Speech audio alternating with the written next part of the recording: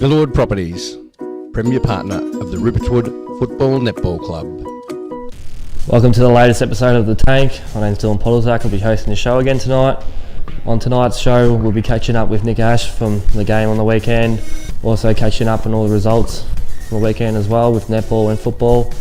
We'll also be having a look at how everyone went in the League B and F night, and we'll also be having a chat to a few clubmen again and a few players. But for the rest of the night, enjoy the show.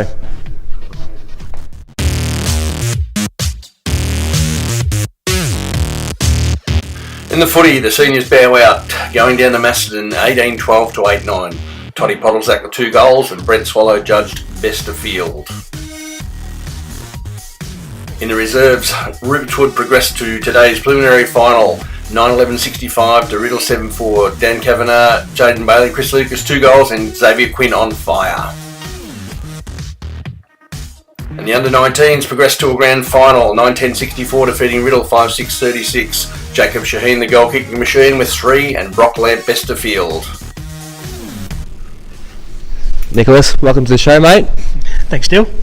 Just tell us about your thoughts on the game this weekend, going past. Obviously, lost to Macedon. Just tell us a little bit about that, mate. Yeah, we took on Macedon. They were in pretty good form. Had a good win the week before against Walland up there by about 10 goals at Romsey. Knew they were going to be pretty hard. They were full strength, and we went in a little underdone, but certainly thought we would have run them pretty close. But obviously the result was not close in the end. I think it was about 67 or 68 points or something like that in the end. And if you could say we left our worst performance to last, that was probably fitting on the weekend. Yeah, mate. Obviously they started off well. They kicked 6 or 7 goals in the first quarter. Just tell us how much of an impact that can have on the team. Yeah, it was pretty huge for us. We wanted to go out there, obviously kicking into a pretty strong breeze, and obviously Macedon kicking with it. They got the jump on us. A couple of fundamental mistakes we made. Probably the 6 goals they kicked, probably 3 or 4 of them were probably caused directly by us. But you can't help that. They got the goals on the board and got close in the second quarter. Then we got back within 3 goals, and then they kicked 2 in a row, pushed out to 5 goals, and I think they kicked 2 after that, and it was a 7-goal advantage at half time. And we had a lot of work to do in the last half, and I think they got the first goal of the third quarter, and they went away with it. We fought it out in the last quarter, then we outscored them in the last quarter, which was good to finish on, but the damage was done before then. Yep. Now moving on, obviously the season's gone past now. Just tell us your thoughts about the season as a whole. Yeah, it's been great. Look, obviously, first year senior coach, it was always going to be challenging. Pretty nervous. First night of pre-season down here with you guys. Yep. Had 60 odd players on the training track, getting up in front of everyone, talking to them. Worked into that, throughout pre-season, and really enjoyable. Great bunch of blokes. Pretty young, willing to listen, willing to learn. We'll learn from what we did this year, what we didn't get quite right. Myself has concluded there's a fair few things that I need to work on, communication and a few others to the playing group, and I'm sure in the off-season we'll tinker with a few things and come back bigger, better and stronger next year. Yeah, that's it, 100%. All right, congratulations on your first year as a senior coach, and looking forward to bigger and better things next year, mate. Nice. Well done. A grade narrowly missed out on progressing through the finals, going down to Rockback 46-45. Unfortunate for the girls to bow out in such a close one. In the B grade, Rupertwood 39 defeated Romsey 37. The best Emily Katona, Lucy Patina and league medalist Tilly Elliott. In the C grade, second semi-final, Rupertwood 29 defeated Macedon 26. Best on court was Bridget Lambert, Maddie Stafford and Danielle Scarnamalia. Sees the girls progress to a grand final. Well done, girls. And in the under-19s, Rupertwood 47 stormed into a grand final, defeating Woodend 19. Best on the court, Emily Katona, Hannah Keane and Holly Bates. Our heartiest congratulations go to Beck and Matilda on winning the league medals this week. Congratulations, girls. You are fantastic.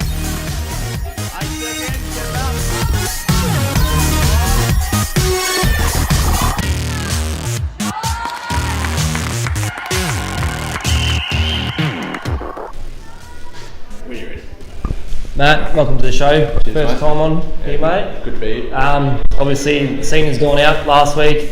Now it's all up to the reserves. They've got all the spotlight. How do you reckon you'll handle the spotlight now? Look, we've been travelling pretty well at the moment, and I think we're a fair chance this year to get up. Yep. So you know who you're playing this week? Diggers or Wallen? Word is Diggers, but not 100% sure yet, mate. Yeah. Just tell us a little bit about the game last week against Riddle, mate. Who you're stopping? Big Buff. Yeah, Buff. Good battle. Got a hold of me in the third and a little bit in the fourth, but took their cupcakes. Got the W. That's it. Got the chocolates, mate. That's all that matters, mate. On to the next one. Beautiful. So, say you versus Diggers Rest this week. Who you likely match up on, mate? Probably think Jayden or Lawton, probably. Yeah, Big Lawton. Yeah. Kicked the most goals this year in reserves. That's it, mate. Handle him. Yeah, I'm sure we'll get the job done. Exactly. All right, mate. Well, good luck. Thank you. Best. Cheers. Right. Morfab Engineering, Platinum Partner of the Rupertwood Football Netball Club.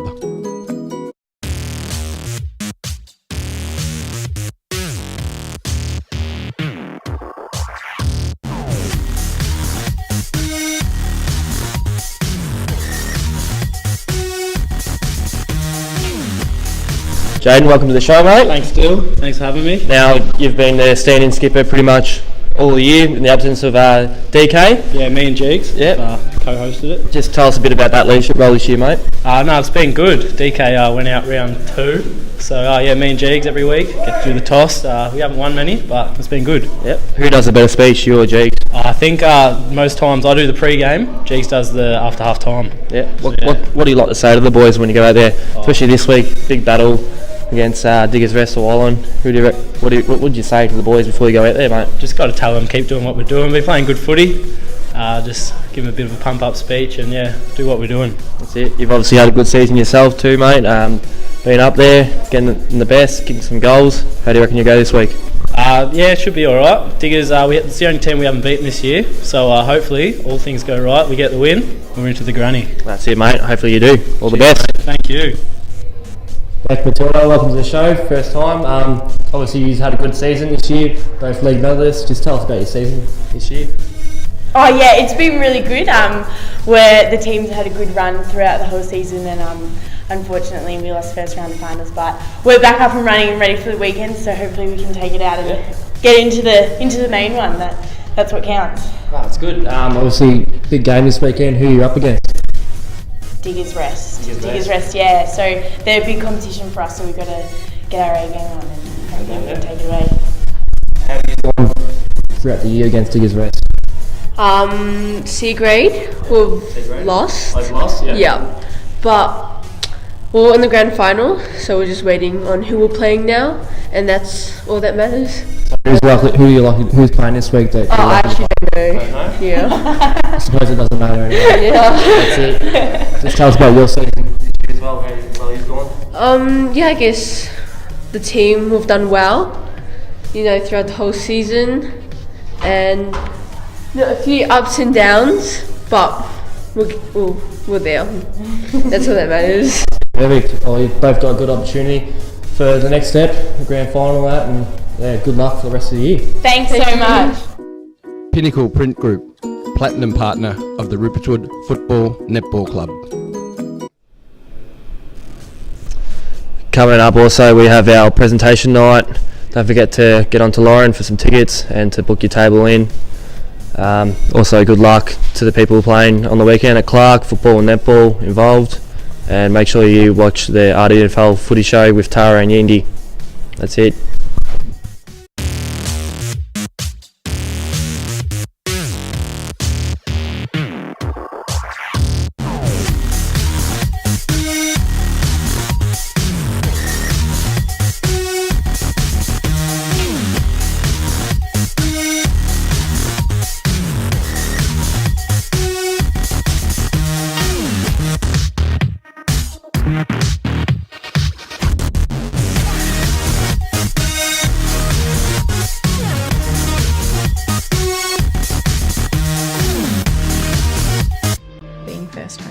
We want to sort of be sensible with our money. We went down to the land office at Armstrong, and they'd put specific blocks of land aside. The fact that I was a midwife working up at the hospital made us eligible for that care workers program. The ones we are concerned about is the care workers. It's a bit of an issue. We want to make sure we give those people opportunity to buy at the old prices. That sort of made up our mind for us, really. Where we'll be situated, we'll be surrounded by lovely parks and bushland, so it's sort of like the best of both worlds, really.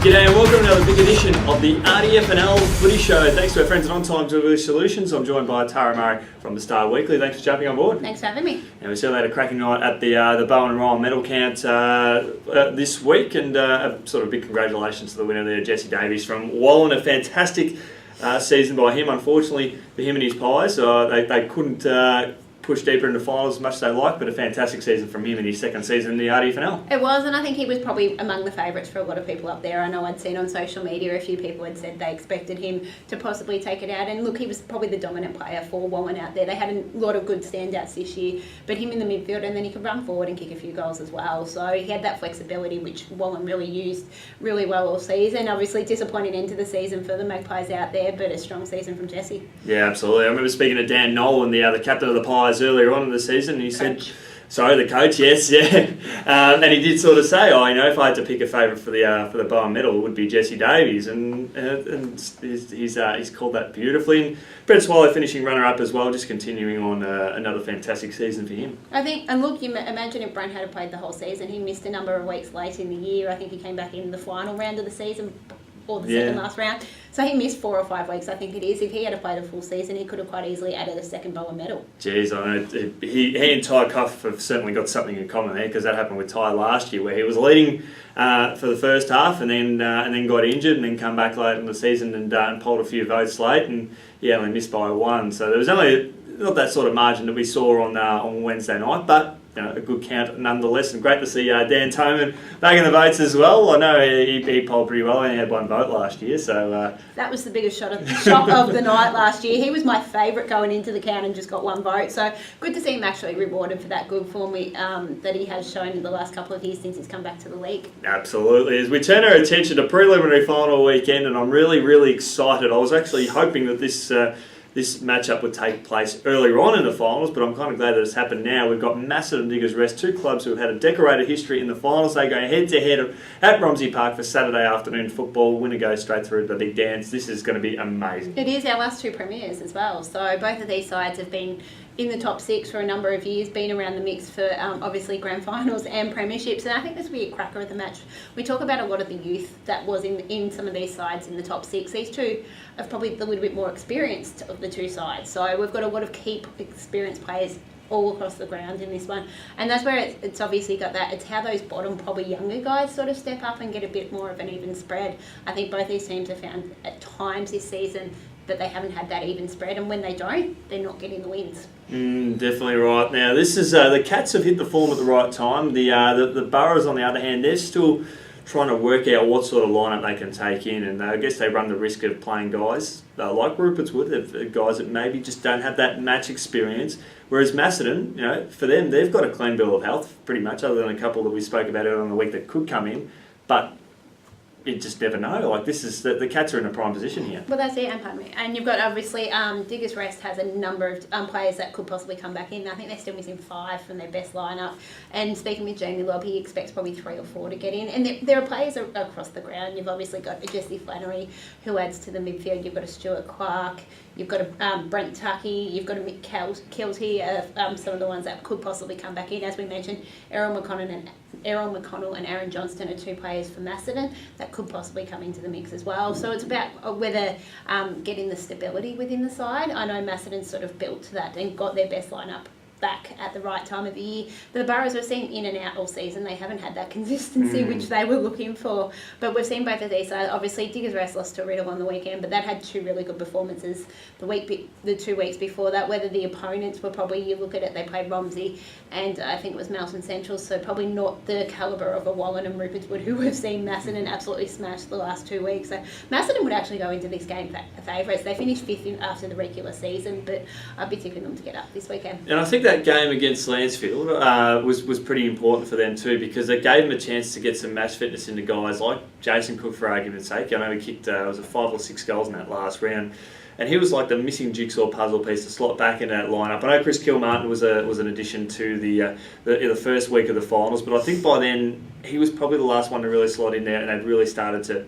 to find that team, that balance. It is, and obviously you've got Casey Summerfield back late in the season, back into that midfield, and adds a bit more depth, which at times they probably lacked that in the midfield, with Zach Smedley going from probably being their third most important midfielder to being their most important midfielder for a big part of the season. So you bring him back, he gets a bit more freedom, and you look at Dan Markworth, Matt Dick have sort of hit form at the right time as well. On the weekend, Tom Waters was best on ground, so you've got a lot of their big names that hit form at the right time, and I think the Burrows will be hoping that theirs can hit form this weekend as well. Yeah, for them it's just about having some of their bigger guns sort of step up. We know Matty Medcraft has had a pretty good final series. He kicked a few goals in the first week of the finals, and Cam McCabe's been in good touch. So they just had it wasn't a disappointing performance on the weekend against the Bombers. It was just probably one quarter that got away from them. But other than that, their finals campaign hasn't been too bad. It is, and speaking with Jamie, he said they won a lot of the stats. So in the end, they just weren't able to get the opportunities to convert in front of goal, and that was the difference. If you get those opportunities, you convert,